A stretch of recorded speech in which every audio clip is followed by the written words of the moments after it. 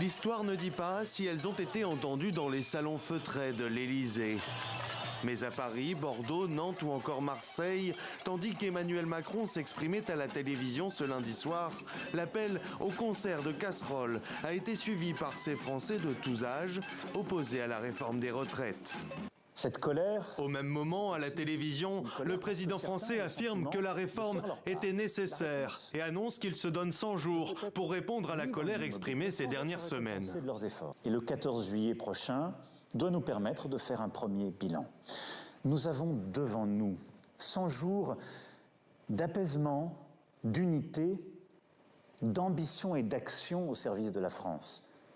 C'est notre devoir. Et je vous fais confiance. Je nous fais confiance pour y arriver.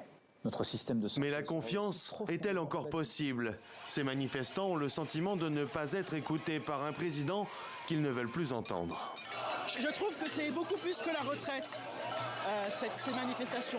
C'est vouloir dire non à la société qu'on a aujourd'hui, c'est avoir une meilleure condition étudiante.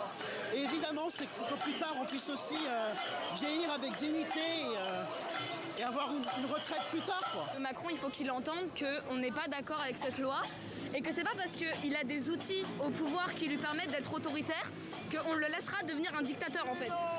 Alors qu'en marge des manifestations spontanées, des tensions ont éclaté dans plusieurs villes de France, les réactions politiques de gauche à droite ont dénoncé un discours présidentiel déconnecté, sans rien de concret.